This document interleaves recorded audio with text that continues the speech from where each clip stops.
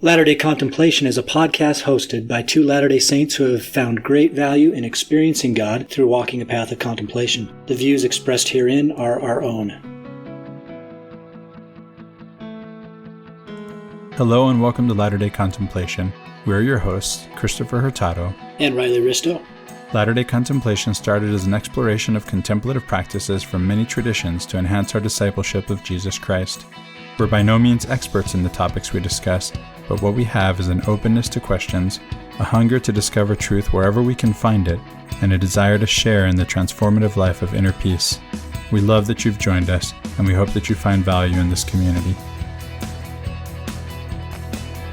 Welcome back to Latter-day Contemplation. I'm Riley Risto. And I'm Christopher Hurtado. Well, Chris, today it's our pleasure once again to welcome back a great friend of the program, Jana Johnson Spangler. Jana, how are you doing today? I'm doing great. Happy to be here. So glad to have you back. It's been a while. We last had you on episode 23 when we were talking about navigating a faith crisis. And before that, episode 20 when we were talking about doubt, contemplating doubt and using that as a tool for growth. So if you want to hear more of our experiences speaking with Jana, go back to those episodes and check them out. But in the meantime, we've been chit-chatting back and forth a little bit over the last week or so, and there was this unfounded, it's sort of founded, but let's call it unfounded rumor that one of our shared mentors, Richard Rohr, was nigh unto death.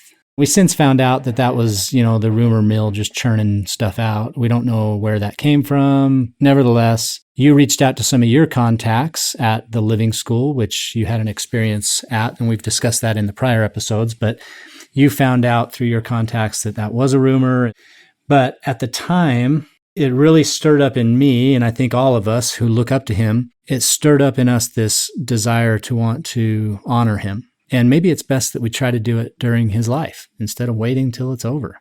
We thought about doing an episode that just kind of goes back and recounts some of his most important teachings and talks about him as a personality, as a prophetic figure, as someone who has taught some ideas that have gained a lot of traction in recent years. And so here we are. We're going to talk about Richard Rohr. Chris, when did you first come into contact with Richard Rohr? Do you remember what book or what was it that brought you into contact with him? Man, I don't remember. It's been, I think, since I moved to California, so in the last few years. And I know I read Immortal Diamond and Universal Christ. Those were probably the first two books I read. For me, a friend of Jana's, who's also a friend of mine, gave me the book Falling Upward, which I think is a great entry point for Richard Rohr, for someone who is pretty deeply enmeshed in a specific faith tradition. And they can kind of read that book and then start to look at it or contemplate from the outside what it means to be an adherent of a specific faith and how faith develops over time. We spoke a lot about that in that episode about faith transition and having, faith crisis, but what that looks like. Jana, what was your first experience? You've been familiar with him for a long time. Yeah, quite a while. I don't remember exactly what year it was, maybe around 2015, 2016. He did an interview with Oprah on Super Soul Sunday, and that was the first time I'd ever heard of him. I love that. Yeah, and I remember listening to the interview and liking it and thinking, oh, this is interesting. And then in the last 10 minutes, he blew me away. And I said, wait, stop, who is this? Because the way he spoke about faith tradition was just so near and dear to my heart in what was going on in my own faith life. And he was saying what I couldn't put my finger on. I actually held on to that recording. It stayed on my DVR till I got rid of that DVR. And I would go back and watch it from time to time. But it was quite a while later, I ran into a friend who also handed me the book Falling Upward. And I'm like, wait a minute, that's that guy. That's that guy on Oprah. And read Falling Upward and then went to the website for the Center for Action and Contemplation, found out about the Living School, applied, and then became much, much more familiar with Richard Rohr after that. Do you remember what that thing was that he said on Oprah that blew you away? I remember a few of them. I think it started with him saying that religion is the best thing in the world and the worst thing in the world. And he actually acknowledged the problems with religion and how the ego gets wrapped up in it talking about how the ego, this was from Immortal Diamond, how the ego has in it this need to be separate and superior, and how religion offers the perfect cover for the ego. And I remember him saying, who knew that religion could be the perfect place to hide from God? Oh, ouch. I love it. And it blew me away. And the second thing I remember from that is actually something I have carried through my entire faith journey, and I have to keep coming back to it because faith journey is rough. But he also advised to look at everything through a lens of love. It taught me to be careful about the lenses I bring to whatever it is I'm looking at in life. So that's been highly useful. One of the toughest, I think that's so difficult, like when you feel like your eyes have been opened to some, new but very tangible truth that resonates with you. It's another padding for the ego. It's like, okay, I have this truth and they don't.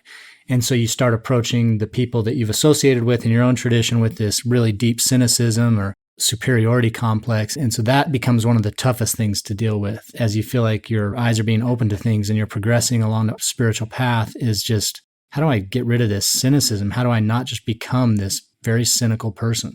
And that's exactly what he was addressing. He was saying if we fight against something, we recognize something and it can be very real and very important.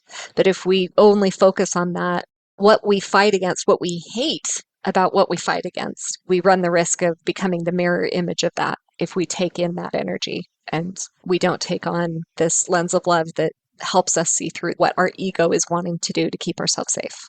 And that's exactly like what we talked about with Morgan Aldous on the last episode on shadow work. I'd forgotten about Falling Upward. I read that one too. That may actually have been my first book of Richard Rohr's. That was a good one too. Really good. Yeah, I enjoyed it because it hit me right where I was. And it probably does that for a lot of people because he addresses a lot of those various stages that people find themselves in throughout the book. And so you can identify yourself in one or the other of those stages. And it's very easy to recognize yourself in the midst of that process. And so it hits home for a lot of people. It did for me. So, Jana, we talked about this a little bit pre-show. What is it that you think makes Richard Rohr such an effective messenger of this idea of contemplation that has really moved so many people, ourselves included, in recent years? I kind of compare him to Brene Brown as another person I think of that has these same skills that Richard Rohr does. And what it is about these people is they have the sight and they have the articulation to be able to take what is implicit in our lives and to make it explicit and to communicate that and distill it down in really useful ideas that are based in something we can all relate to. For me, it's his articulation and it's his ability to take a step back and see. And it's also, I think, coming from a faith tradition himself and knowing a lot about it and just being able to observe and see what works and doesn't work. Yeah, he's got a deep theological background. It's interesting that you mentioned Brene Brown because she did recently this series called Atlas of the Heart. I can't remember if that was on HBO or what service it was on. It was so good. And I think there might even be a companion book with it. But so I watched that series and There's a book. There is a book. Okay. The thing that I loved about watching that series is exactly what you talk about, her ability to articulate. And I think that comes from a vast vocabulary of emotional intelligence that allows her to become very laser focused and pinpoint exactly what a feeling means or what an emotion means. And so it connects deeply with people who think no one knows how I feel. Maybe that's part of it, is that emotional intelligence that Richard Rohr seems to have as well. He does. And I think he's very intentional about what his influences are. And, Brene is so into making sure she's backed up by research. All of her books, everything has come out of research that she's done. So it's also based in something that is more than just, well, this is the flavor of the week. Richard goes back to perennial tradition, and it's that thing where all of our influences come together. This is the part of being human and the exploration of what this is to be human that gets me really excited, is where wisdom tradition meets other wisdom tradition, and then where those become validated in psychology and science. I get really excited about where all of those things come together. Yeah, we get geeked out on that stuff big time. We love that. I mean, we spend a lot of time talking about other faith traditions. We spend time talking about, Jungian psychology, psychoanalysis, and we love where there's an intersection for that stuff. It's tremendously validating to find those spaces and think, okay, that makes sense to me as well. And it goes beyond. It's like a level beyond confirmation bias because there are multiple sources of input that information's coming from. So totally agree. Love that. And they're not new. No. The perennial tradition means these truths have popped up here and there and everywhere and now and again throughout all of recorded history. Before they had contact with one another. Right. That's important too. Yeah. So God is speaking to his children at different times and in different places throughout sacred history. And Jesus has been saying this from the very beginning. I mean, we like to kind of co-opt a specific phrase where he says, other sheep I have which are not of this fold, and say, okay, well, that means specifically North American or, New World Israelites. He's speaking about all of God's children. We've attached some meaning to that, but there's bigger meaning to it as well. So anyway, let's jump into some of Rohr's most impactful teachings, the ones, obviously, most of this, as you said, Jana, and you, Chris, as well, that it's borrowed. I mean, he's pulling from other traditions, but what are the things that he teaches most frequently? I mean, we know about contemplation. What is contemplation? We spent a whole episode on that, but just a quick, Jana, what would you say in the Rohrian tradition, if you will, is contemplation? Contemplation is a way of approaching our world that requires us to be able to see our ego, how it is maybe clouding our vision, not to get rid of it. He's not someone who says we just need to rid ourselves of the ego. He's someone who says, no, this is an integral part of us that we must love and integrate. That when we're able to see through that and able to see what he will call it the false self or the true self, it's becoming quiet enough and still enough that we can actually access that true self and that we can actually experience God, not just sit around and talk about God from our head. I like how you phrase that in terms of listening. When we talk about a practice of contemplation, I think it primarily comes back to listening. He speaks about Lectio Divina. We call it Lectio Divina. I mean, whether you do it from the Latin or whatever. But in Lectio Divina, one of the steps in that 4 or 5-step model, depending on which one you ascribe to, is contemplation. And I've heard that described as the listening side of prayer. Whereas in prayer, we might speak to God and express things and sometimes even talk over any spirit that we're trying to feel. The contemplation side of prayer is almost like, okay, now just sit back. Let's get some feedback from all these outputs that you're throwing out there, whether it be prayer or meditation. Now let's listen. Let's start listening and being aware of feedback. For me, this contemplative kind of practice started with that for me and quickly invited me into prayer being more of a communion, a being with, rather than even a conversation that needed words. Because the world of contemplation is largely ineffable. It is largely, and actually when we put it into words, it makes it small. It brings it down to something more dualistic. Words tend to do that. Anyone who's experienced God, if they think about it, right, they realize that whatever they can say about it isn't it. It's not the experience. We can talk around it, we can talk about it, but that's not it. It's the finger pointing to the moon, as Buddha says, and so many of us mistake the finger for the moon. Yeah. Or even the image that we're observing, and that's not it either. Or the rituals, or the word, the scripture, or the leadership, or whatever it is. We make that the thing rather than, no, all of that is meant to point to God, to what God is. Yeah, we did an episode on contemplating symbols, and we made it a point to say that the symbol calls to mind what's being spoken about, but it's not the thing in itself. Yeah, it's not surprising to me that Richard Rohr leads with love, since anyone who has experienced God knows that God is love. That's the experience that you feel. Now, of course, this is just talking about it, but it really is an incomparable experience, right? And you don't experience, I've never experienced God being angry with me or judging me or anything like that. When I sit in silence with God, I experience peace. I experience love. It took me a while in my practice to get there, because initially when I got quiet, what I heard was all of the voices that had cropped up in my head from my upbringing that were not necessarily kind. So I had to notice where that was coming from, and I had a lot to weed through. It was there underneath the cover of all of that self-doubt and criticism and my inner critic, everything that came with that, to find that immortal diamond underneath all of that is that experience of love. And I love that Richard talks about this, that what moves us toward that can be love, but it can also be great suffering.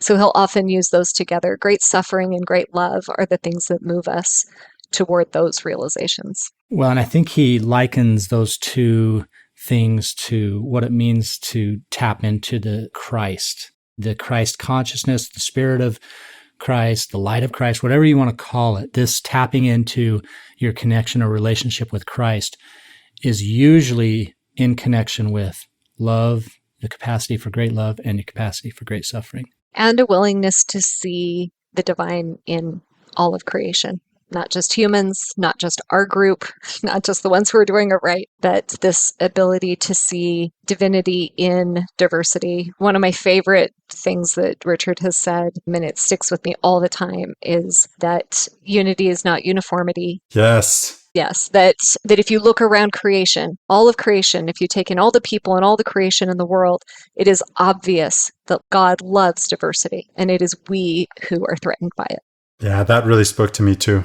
I had this insight about a few years ago when I was just thinking about nature, contemplating nature, if you will, that the things that are the most homogeneous, uniform, ordered, to me, they're just a little less beautiful. It's the chaos, it's the disorder, it's the diversity that is always more beautiful. If you look at something natural as an example and say, okay, the Teton Mountains, for instance, it's just like these big, crazy, serrated triangles or cones of mountainous power that rise into the sky, and they're just cutting right through it with no care or concern for order.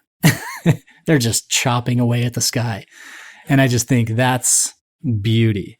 A sunset that is cirrus clouds over here, and then cumulonimbus clouds over here, and there's oranges, and there's pinks and purples and reds and yellows. And it's that chaos that's in the sky that makes it beautiful. If it's just a straight pink sky from horizon to horizon, you're like, it's kind of cool. But the true beauty comes in that like chaos and diversity. And so I just revel in that. I saw one just like that the other night and loved it. Yeah, I did too. We had some good ones. There's another contemplative teacher that I've been studying with. His name is Mark Nepo, and he's a poet. And he said it this way. He says that diversity is inherently healing. Go into that a little bit. What do you get out of that? What I get out of that is that in order for us to be well, we need to take in all of our experience. And all of our experience is diversity. You know, Mark Nepo will say, we've been fighting forever over whether the glass is half full or half empty without recognizing that it's been both all along. There's something inherently healing about not having to ignore any part of reality. I think if we have very extreme ideas about anything, whether it's highly religious and highly ordered or going completely against that, I think to hold your opinions about things and the way that you situate in the world, you have to ignore a whole lot of reality rather than letting it all in and letting it be with you and help you heal. I think we are unhealthy when we are hiding any part of ourselves or any part of our reality or trying to explain it away. We spent a little time in our last episode talking about the shadow and how even if you don't always act on your capacity for the worst nature within you, it's still helpful to recognize that it's there and sort of repent ahead of time. You know, it's having that fresh view about who you are in relation to the world and God and other people before you even think about acting on anything, just knowing that it's there. Super helpful. And it's helpful to know that the shadow is not the problem, to quote Richard Rohr. The shadow is not the problem. It's not a thing to rid ourselves of. It's a thing to integrate and to bring into the light. And this is something that Carl Jung taught us, right? I've had the experience as an aspiring contemplative that I've had to learn, and I'm still learning, to hold my opinions a little more loosely, to have a little more epistemological humility. That's been hard for me, right? I continue to strive daily. And that's something that I learned from Richard Rohr from Thich Nhat Hanh, who recently passed. It's something that I think Paul taught as well. Paul said, when I'm amongst the Romans, I'm a Roman. When I'm amongst the Jews, I'm a Jew. He's like a man for all seasons, right? And so I'm kind of like that in terms of I kind of just fit in with the group that I'm with. It doesn't feel dissonant to me to hold opinions that other people hold in a moment, while at the same time holding opinions that other people hold in different moments. I don't feel I'm being insincere or not true to myself. I'm just not totally settled on what truth is. I can just kind of be open to the possibilities. I learned from one of my favorite authors, Montaigne, to say, what do I know? To hold a healthy skepticism and to be open to knowing more. I've had the experience, of not being open to knowing more, of thinking I know, and therefore you can't teach me anything because I already know, right? The converse experiences of being willing to say, well, what do I know? And to be open to learning and learning more, and to realize that, as you've said, Riley, and even you've said, Jen, it's all true. It's all part of one whole, all of God's creation, all of it. Absolutely. The good, the bad, the ugly. And those are just judgments that we make. These are dualistic ideas of good and bad and right and wrong and just and unjust. Absolutely. And that is one of the things that I learned. Rohr was the first to open this up to me and blew my mind, showing me how intellectual we have been in Western Christianity. And that has certainly leaked into our tradition. We tend to assess everything as right and wrong. We tend to hold on to our ideas as if they are superior to other ideas, that we have the truth and others maybe have a piece of the truth. And I love Richard, and Cynthia Bourgeault at the Living School also has written a beautiful book about this in The Wisdom Jesus. But bringing on more of this idea that there is more to us than just our brains. There is more to our spiritual life that actually is maybe better equipped and attuned to our spiritual life within our emotions, our souls, our heart, and even our bodies. Some traditions have outright vilified the body and made that to be a separate thing that is to be overcome. But it's a theme at the Living School of how do we integrate all of our centers of intelligence, because there are other kinds of intelligence than just intellectual intelligence or ideas or being right about God.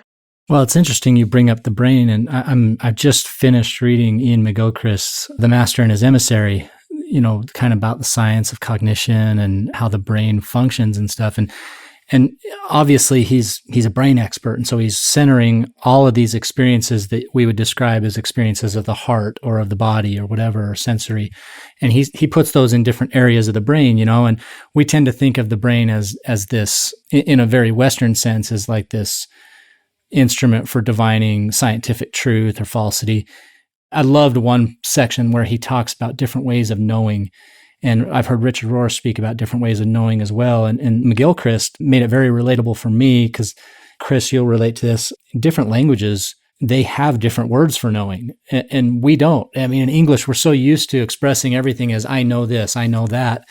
And in doing so, communicating this truth as if it's something we put any scientific investigation into. And so someone gets up at the pulpit and says, I know the church is true. That statement is almost on par with, I know 1 + 1 = 2, because we don't have the nuance of language to be able to really express what we mean there. And so one of the things I think, well, at least I get out of what you say with this brain versus emotions and body feelings, intelligence, all that stuff, is that, like in German, for instance, there's Wissen, which is like this scientific knowing, and then there's Kennen, which is more like relational knowing or intuitive knowing. It's like, okay, I experienced this, and so that's how I know it. I felt it, and so that's how I know it. It's not in the same sense, but really enjoyed that book, but a good example of, I think, what you're expressing there. Yeah.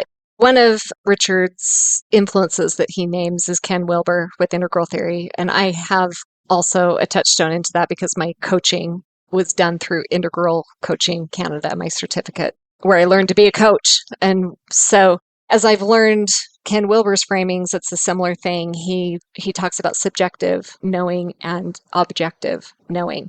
They are both reliable. They are both necessary. We just need to keep them in their lanes. I think in Western Christianity, we mix these things all the time, as if subjective experience can teach us something about objective truth. And this is where we get into all kinds of problems, and we could go for days about some of the problems that that can cause. But if we can keep objective truth in its lane of science and verifiable studies and things like that, then we can be free to have we can call it truth. It is a subjective truth. And we all have our subjective truth in this world. But I think not just within our faith tradition, but also in the larger intellectual tradition that we come from in our country and beyond, we have preferenced objective truth. And what we tend to do in conversation, it's really harmed our relationships with others, because it is really important to allow people the dignity of their experience and their subjective truth and put that on par with your subjective truth, because they're both real and they're both important. Another thing that McGilchrist brings up that I think speaks exactly to this point is that these propositions of truth are not one way. So it's not only our experience of the stimuli or the experience that we judge as true or not, it's our own feeling about that then gets put back out there as actually changing the environment to make something true or false for a community. And so the more we believe something is true or false, we almost self-manifest that for the whole community as it gains momentum and inertia. As we convince more people that our truth is the objective truth, all of a sudden that truth changes in the environment as well. We make a statement, for instance, in the Western civilization about something, and people just all accept it as a priori truth, when in fact it has no objective truth. So it's another thing we do, is that interaction or the interchange of those ideas. There's a receiver or a perceiver, and there's the object, and both affect each other equally. Even more damaging is when we've grown up with authority figures that we just give all authority to tell us what is reality. When our reality and our truth, because we situate different and have different experience and different DNA, when something shows up differently for us, we can get in a habit of putting aside our own feelings and our own truth and our own reality and giving it over to, well, someone else must know better. That causes a lot of damage. I see so many people in my office that come in who have really suffered because someone else has tried to put their truth on them and hasn't given them room. And they haven't given themselves room to be able to validate their own subjective experience as valid. That's something actually Rohr talks about in the Universal Christ, and this is sort of a parallel, hope it makes sense, but he talks about Paul and this experience that he has on the road to Damascus. And he relates that to the democratization of Christ. Instead of the hierarchical Christ, all of a sudden Christ makes himself real within a community or a body of saints or even just people. And so you have this experience of Saul on the road to Damascus, and he's knocked off his horse, and he has this blinding light, and he comes in contact with Jesus, and Jesus says to him, "Saul, why persecutest thou me?" Well, he's not there, in the sense that Saul hasn't been persecuting Christ as Jesus. So who is me that's been persecuted? Why persecutest thou me? Jesus has been in heaven somewhere. He's doing his thing. He's not there personally. So who has Saul been persecuting? Christ says it's me. And so he's really talking about everyone. He's all, if you're persecuting anyone, you've done it unto me. Inasmuch as you've done it to the least, you've done it unto me. And so he democratizes this idea of the Christ. And that's, I think, kind of the main theme that comes out of the universal Christ, is that we are all Christ. Christ is within us. He's within all, just like God is. When Christ says the Father and I are one, he's expressing a divine truth about our spiritual DNA that exists in all of us.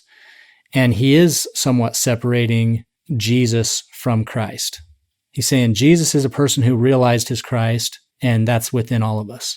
I love how Richard Rohr puts it. He says, Christ is not Jesus's last name. I think that says it all. Absolutely. Yeah, I think that is one of the big messages in Universal Christ. And he was writing that book when I was studying with him. He taught us a lot of the concepts that he was going to come out with in that book. And he called it kind of the culmination of his life's work in Universal Christ. But it is this idea that we've gotten into trouble. It's one of the ways that we have used religion as a weapon, is when we don't make this distinction, because there are certain scriptures that are speaking of Jesus And then there are others that speak of Christ. And if you look at Paul, Paul never met Jesus. He's not talking about Jesus. Paul knew Christ. And it makes a big difference when you frame it that way. When you frame Jesus as the face of God on earth, because as Richard says, it is difficult to fall in love with an idea, the idea of God. And so we needed the face of God to show us what God looks like, feels like in the flesh. That Jesus is not God. Jesus is part of the Trinity, and the Christ energy is all of God, and we are all manifestations of that. As Jim Finley says it, God loved into being all that was and had always existed as you, as a tree, as all of creation. We have been loved into existence.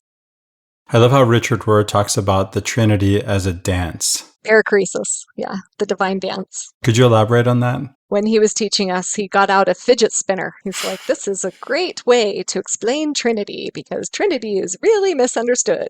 It's not, three beings. God is being itself. It's kind of Christian idea that has made it into this anthropomorphic he. Always he, never she. But he got out the fidget spinner and he spins it and he says, this is Trinity. They're in movement. They are in service of one another. Another example he uses is a water wheel, where the water wheel is in motion and there are 3 buckets. And each time they come down and they fill with water, and then they empty out every time, knowing and trusting that they will be filled again on the next go around. That's a beautiful image. Really cool metaphors. I'm holding a fidget spinner right now. These guys can see it. You can't, listeners, but holding one now that's got 3 nodes and then a center point, and you spin that thing and they're all dancing together. And it looks like one. It looks like one, especially when you go fast. I'm reminded too of the water wheels, the Nuria, as they're called, in Hama, Syria. I met a man who was rebuilding them, and it's interesting to note that while they're rebuilt, they're still operating. The parts can be changed one at a time, and the whole remains. It's beautiful. Richard talks about, at one point, God went from being a verb to a noun. And he likes to think of God as a verb in that movement with the Trinity. The word that we use in the Spanish translation of the Bible for the Christ is not the word, but the verb. El verbo hecho carne. The word becomes flesh, right? There's actually plenty of theological space within at least proto-Mormonism where, we talk about our relationship, and love and God is all about relationships. That's why we have this centrality of the family. That's about relationships. And we have this relationship with Christ as a brother, okay? Or God as a father, or Heavenly Mother as a mother. And these are relationship-driven concepts. And so it seems to me we should be more comfortable with this idea of divine DNA within everyone, of Christ within everyone. And we talk about the light of Christ in this way sometimes, where this light of Christ is, we like to say it's conscience, that this is the thing that moves us towards goodness, and maybe is the opposite of what some Christians might call original sin. But for us, I would prefer anyway to call it Christ consciousness rather than conscience, because as we become aware or conscious to the Christ within us, that's our awakening to God. English has this particularity that we have nouns that the verb and the noun look the same, right? If I give you a list of them, typically readers read nouns when they could read verbs, right? Even mother, you talked about mother as a relationship. Mother is something that someone does. My experience, the relationship that I have with that person I'm calling mother, that noun, is because of the thing that she does, which is mother. And part of the reason that happens, just being a linguist like you, is that in English, we always preface our verbs with to love, to mother, to go, to stay, whatever. And in other languages, German doesn't do that. Spanish doesn't do that. They don't have to have a to in front of it to understand that it's a noun and a verb. They don't differentiate that. I can't speak beyond European languages. I don't know, maybe some of the other languages do, but the European languages I know don't do that. Yeah, I think it's pointing to something really important that Richard's work points to, which is that the way that we have organized and done Western Christianity is not the thing that actually helps us transform ourselves so that we can be in healthy relationship. so often the things and the cultural things that we have learned within our faith traditions are actually keeping us emotionally unintelligent. Right. So it's this idea of sin management, right? That Richard talks about. Yes. And what that does for us theologically. We've turned it into that 100%. I mean, there's so much that goes into this. There's a separate thing in this that goes with just what is our nature, you know? Richard is always pointing to the original goodness of human beings. The very nature of humans is actually good. We live in a benevolent universe. This is what all of his teachings about God point to, is that if we believe that Jesus is the face of God, then the nature of Christ consciousness, the nature of the universe is good. It is benevolent. And that includes us. And what gets in the way is really our ego that is trying to protect us. It's a very important part of how we have evolved as human beings, is to have this really highly developed protection system. But that actually gets in the way of relationship, which Rohr points out that in earlier Protestantism, that salvation is an individual project. And it's actually one of the things that I love about the Latter-day Restoration is this idea that actually salvation is not an individual project. It is a communal, it is a relational project at its core. And yet, we are not yet tapping into the practices and the tools that would help us have a healthy relationship and to experience that here on earth, not just throw up our hands and say, well, it'll be fixed in the next life. What are some of those tools, Jana? Well, part of it is kind of what we've been talking about, not being so sure about our ideas, recognizing that other people have different experience, recognizing that we need to really deeply listen, that we need to clear out our own defenses, be aware of how our ego is getting in the way of me listening to you without getting defensive, without making judgments about you that keep me from you, which we come by honestly. We come by that because I've been hurt in my life, and you just gave me that face that my mom gave me when I was 5, and now I want to hide myself from you or fight you to see me in a different way, right? There's so much that goes into this. Going back to this, what did you call it? You said original goodness. I think he also refers to it as original participation. Is that what he called it? As opposed to original sin. And again, this is another one of those areas where as Latter-day Saints, we should be like, oh yeah, totally, because we're not all about the original sin. It's the second article of faith that says we're not responsible for Adam's transgression, or it's more about how do we relate to each other and how do we come together as a body of Christ. One of the things we've talked about before, and I believe this first came out during our first episode with Morgan Aldis on alchemy, is this idea that the sacrament is a remembering or bringing back into one the body of Christ, which we each represent parts of within a congregation or a community. And to always remember is to always work towards that bringing together of all things back into one. This is a call to remember community and to foster community. Another problem with English that other languages don't have is that we can tell when you is singular or plural in other languages, but we can in English. And it turns out in the original, in the Greek at least, that comes down to us, maybe it's not the original, but what comes down to us says, your body is a temple, that you is plural. It's the body of Christ, the community of Christ, that is the temple where God wants to dwell. He wants to dwell within us as a community. I think we're a bit schizophrenic on this idea about original sin. I think we're quite confused about it, despite the article of faith. I agree. I mean, I think the way it gets taught, even in our correlation, it just depends on who you talk to. And I think there's a vast number of Latter-day Saints who grow up saying, we don't believe in original sin, but acting as if they absolutely do. And we use the natural man as an enemy to God to ram that in. No, we have to be saved. This is what Jesus is for. And then we border on the penal substitution kinds of atonement theories. And it's inherent in our language. And we don't make these kinds of theological distinctions. Right. But I like that Richard Rohr once said to us that he thinks that if original sin exists, which he doesn't really believe in that concept, but he says if original sin exists, it's this. It's that no parent has ever known how to raise a child without causing all kinds of problems. Oh, yeah. Ouch. Right? I would say that differently, but I would say maybe just we live in a traumatized world and our egos are overly active and almost working against us like an autoimmune disease. Something is going overboard and getting in the way of our relationships. I think we're wired more for protection than we are this kind of connection that is necessary for our healing and also for our salvation. Our healing actually does need to be more individual in tapping into that immortal diamond and in tapping into divinity, but we can't do it alone.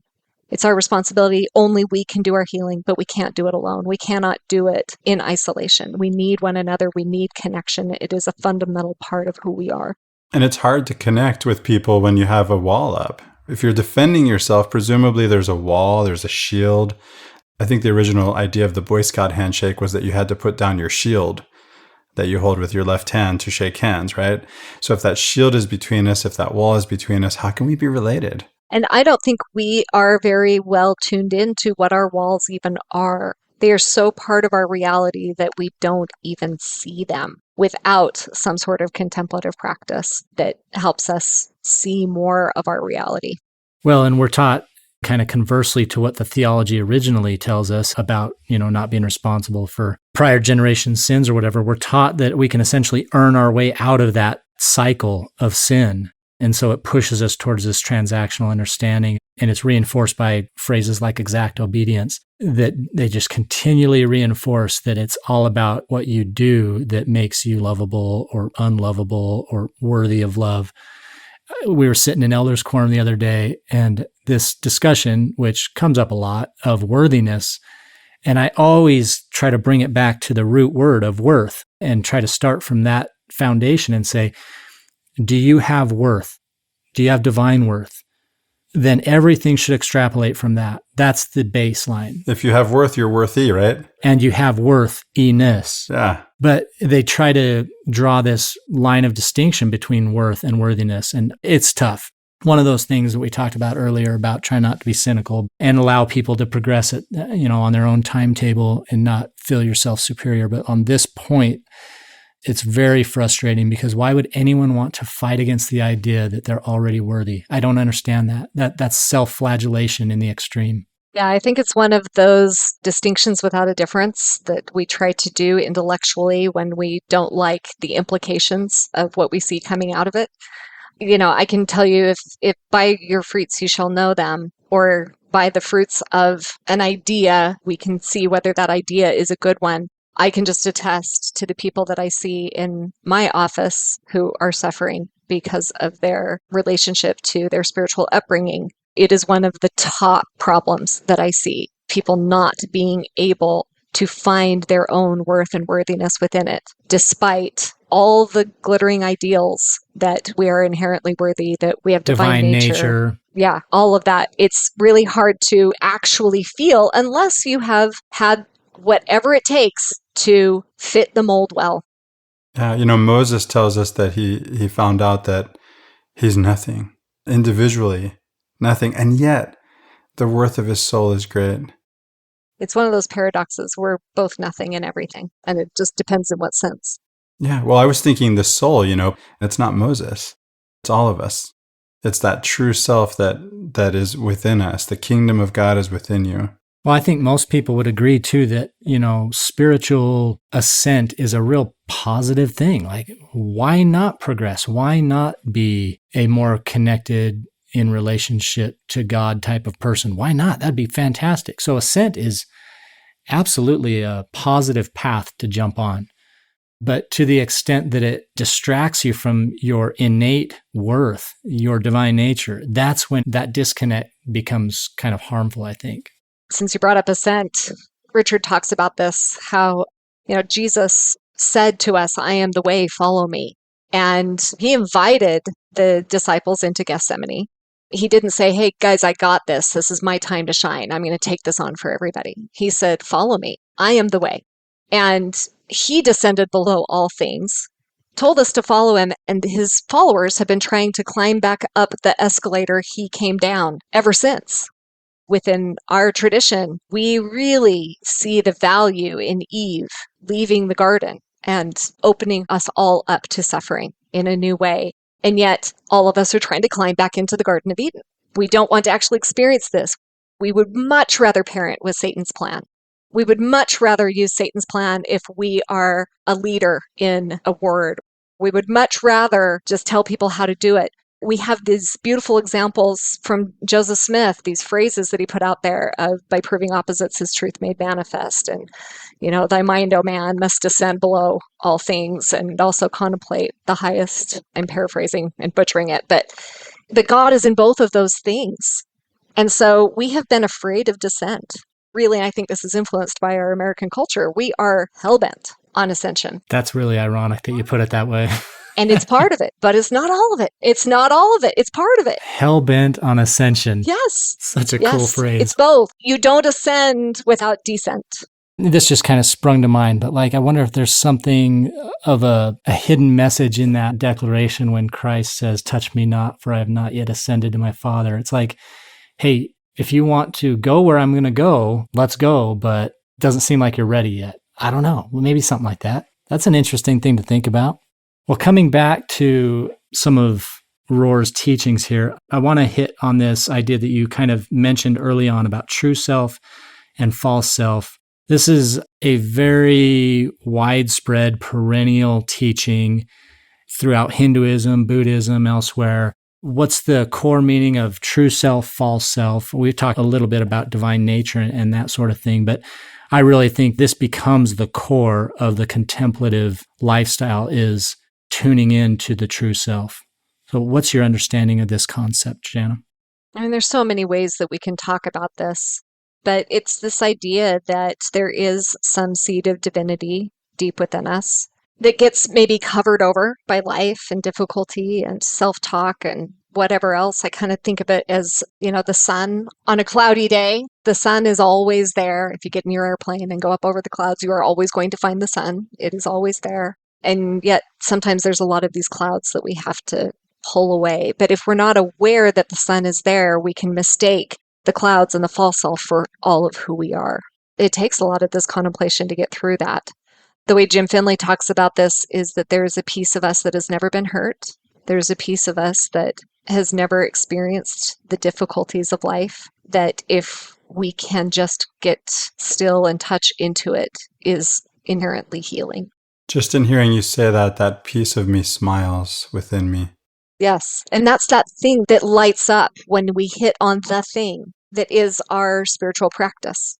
Some of those clouds may be from our own lack of faith. And when I say lack of faith, I mean faith in our own worthiness. We're the ones building the walls and holding up the shields. Absolutely. Maybe it's an umbrella that's blocking the sun. Yeah. And we're doing it without intention, without thought, without choice. Right. Our physiology does it for us. Our physiology lays it in as part of our protective system. One of the things that Richard says in how do we know we're in our false self, and this has been really helpful to me. He says, anytime you are offended or defensive, you will know you are in your false self. That is the false self, because the true self takes no offense to anything because it knows its inherent worth. It is not enmeshed with anybody else to tell it that it's okay. Yeah, the idea of God being offended has been expressed by prophets, ancient and maybe even modern, I can't relate to. I can relate to a human being believing that. I can't relate to that being the reality of God. I see that as human projection. I think anytime we try to explain what God is thinking or feeling or doing, we are making God small. And we're making God small to the point that God is not big enough for us because we are so much more infinitely big than that. There is so much more to our nature. That's a God that's way too small for any of us. It's seen through one lens. And prophets throughout history in the scriptures do a whole lot of projecting of their own ideas and thoughts. They are experiencing God. They're experiencing some pure thing that then they're putting through their human lens and telling us what their perception of it is. And that's kind of what I was alluding to earlier. When a prophet speaks from that point of projection, it becomes the reality for everyone who then buys off on those teachings. This is a sort of a silly example, but if you ask Latter-day Saints right now, today, what does Israel mean? 90% of them that have been paying attention and listening are going to say, let God prevail. To me, that's like When did that definition all of a sudden change? I mean, we can pinpoint the time, and I'm okay with holding as true multiple definitions of a word that is obviously a subjective word, but it's like to say that that's the definition is sort of the same idea, right? It's that when a person in authority speaks from that place of authority, everyone that follows him adopts what he says as true.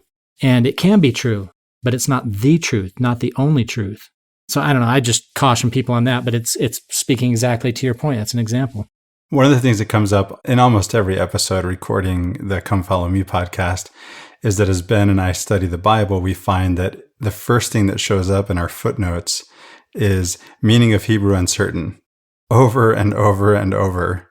We make our best guess. And I think it's so important for us to tap into, again, this contemplative practice, this listening, allowing for God to speak to us, to allow an experience of God that tells us the truth, not words, an experience of God. The words are always going to fail. They're only a piece of the puzzle. God is so much bigger than that. Absolutely. One of the things that I wanted to presence as we're talking a little bit about prophets is the way that Richard Rohr teaches about what the role of prophets is, because this is really key to a lot of his way of understanding religion and his religious worldview. I've heard him say that priests are the ones that hold the organization of the church and the religion, and prophets are the ones that actually challenge it. Prophets come from the margins, and this is a huge part of the way that Richard sees our world. It's a bit of liberation theology where the margins have a leg up in actually understanding the gospel, in understanding what it is to be Christ-like, to be unitive, to see all people in equality with us, as all of us made of the same thing. The people who can tell us if we're doing a really bad job are the ones that are pushed to the side. Well, they've plumbed the depths. They do. They experience it. They can tell you exactly how this society or this organization or this political party, name it. The people who don't fit are the ones that can tell you the evils of the system. They are the ones that can tell you where we've missed the mark. So they actually have a leg up in understanding and living the gospel because of that great suffering piece of it, which tends to bring about a lot of empathy, and they tend to speak truth about this. He challenges the narratives that we have held about Jesus. He says, show me where Jesus was a rule follower. Show me where Jesus was upholding the religious mores of his time. He was wanting to reform Judaism. He was showing what wasn't working within those rules. And he says somehow, as we became Christian, we made him the policeman in the sky that cares a lot about this, when really Jesus was showing us through example how we take care of one another, how we actually see one another, and what it is to be a Christian. And it's why Richard established the Center for Action and Contemplation. It's not just all about contemplation and saving ourselves and sitting up on a mountain and being the guru and knowing all and getting to be one with the universe. If we are really going to be followers of Christ, that contemplation will bring us to a place where we have to do something in the world. We have to actually care about the people who are on the fringes, not try to make them into us, but try to understand them and care about them and mine their wisdom and listen to the prophecy that is coming from their midst. It's an example of this when Jesus calls the attention of his disciples to the widow and she's paying her last mite into the treasury. I have heard this teaching be isolated by people who want to justify a system where the poor are having their faces ground into the dirt through a system of tithing that was never meant to be what it is today. Like, okay, if the widow can do it, you're going to complain about your 10%. Extrapolated from that comes this idea that, tithing should come first before you feed your family or put clothes on your children's backs. It's like the exact opposite of what Jesus was trying to identify. He's like, look at the system that puts this old widow in a position of feeling like she needs to pay her last mite into the treasury from which the priests are supported. He's bringing to light this criminal manipulation of the leaders at the time, and instead we've flipped that to mean we need to support that kind of a system. It's so insane to me. It feels like gaslighting almost. Like, am I crazy in how I'm reading this? I literally just heard that yesterday. I was blown away. I'm like, wow, we really project unto Christ the type of Savior we want him to be. Well, and we take this cultural idea, we have a very pervasive cultural idea of self-reliance. That is not a terrible principle, but the way we wield it shows me it was born out of trauma. We are kind of a traumatized people in our beginnings. Self-reliance, while a good thing, it also, taken to extreme, tends to isolate us and do the exact opposite of what we want in connection and in caring and in noticing. And instead of saying about somebody what is wrong with you, we need to say, what happened to you? And how can I get to know you and stand in solidarity with you, not as someone above you who can serve you, you poor thing. It's how do I get in solidarity with you to say, I am you. Now, help me understand your life. What is it like to be you? And how can we be in solidarity with one another to go arm in arm where we both want to go? And this reminds me again of our episode on shadow work, the insight, Riley, that you had about repentance as something proactive that does not require that we have done something wrong, but rather this understanding that there are others in different circumstances and we have to see them. This whole conversation keeps reminding me of something Voltaire said. In the beginning, God created man in his own image, and man has been trying to repay the favor ever since. And this is the truth. We can't tell the difference if we're not doing our own contemplative practice work of seeing our own egos. We don't even see how our ideas of the right way to be in the world bring about suffering. Richard said at one point that he'd seen studies of narcissism and what kinds of vocations lend themselves toward narcissism. And he was always struck because one of the top ones was always some form of clergy. Of course. Right? It's a really dangerous thing when we're surrounded by yes men, when we're not forced to do our own inner work, when we're not listening to others, and when we think we speak for God. So that any thought that comes to my head, oh, well, I have the title, so therefore it is God. It takes, I think, a lot of time and practice to get to a point where we can understand how our ego is getting in the way. This is another way that we end up doing damage to one another in religion that Richard is very keen to point out and help us as a discernment of how we move through this, especially if you're someone who feels marginalized and pushed out and harmed by your religious group. When we think of contemplation as noticing, as awareness, it's clear how important it is to be aware, to notice. This is what we mean by contemplation. This isn't just, what did you say, Jana, sitting on the top of the mountain, No, this is about paying attention to what's going on around us, right? There are some people shouting at Latter-day Saints in Temple Square on conference weekend out of ego. But one of those guys, we just can't automatically dismiss all of them. One of them could be a prophet. If you ran into Ezekiel, what would he look like? He'd probably be that guy who looks like a homeless guy on Temple Square who grabs you and shakes you and says things to you that you don't want to hear, and you're going to reject them when maybe we should consider them. We know what John the Baptist looked like. I mean, I'm sure that wasn't pretty. Yeah. Living out in the desert on locusts and being clothed in burlap or whatever. I mean, that guy would probably freak me out if he came screaming at me at Temple Square. But no, you're right. Jana, I think we're going to call it. This is a good place for us to finish.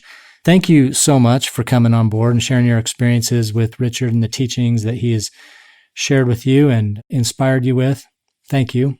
Can I just say one thing that I just, Go for it. in parting of what I just really appreciate in all of my interactions with Richard? In proximity with any wise teacher, the closer you get, the more you recognize that they're not perfect. And I'm not going to spill any of Richard's dirty laundry here, but this is the thing I appreciate about him. He recognizes that he has his lenses. Every time he would teach us, we would get in little circle groups afterwards and they would give us some questions to talk about.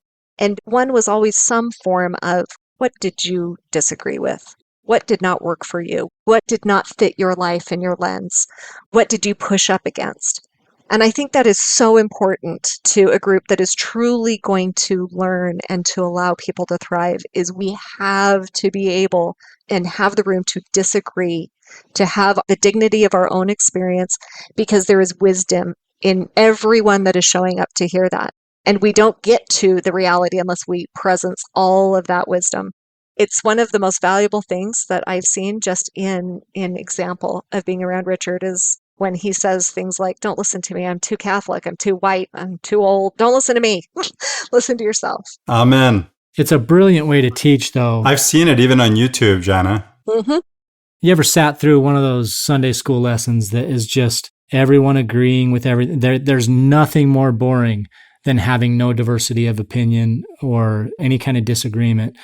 The growth in any of those classes that I've ever experienced always happened and began with someone disagreeing with something or expressing a different opinion. This discussion's been really fruitful for me because it hasn't always agreed with me. It's helped me to kind of see someone else's perspectives and grow from that. It's always a hit to the ego whenever someone says in my presence, privilege.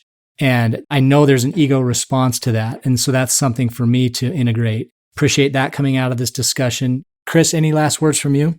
Yeah, my last comment is this. As Richard Rohr put it, uniformity is not unity. These are not synonyms. We've confused these two ideas. There's unity, not only possible in diversity, but maybe only possible in diversity.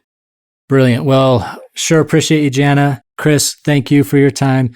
Listeners, if there's something you disagreed with here in this discussion, we want to hear from you. Jump on the Latter-day Peace Studies page, or you can find us on Facebook.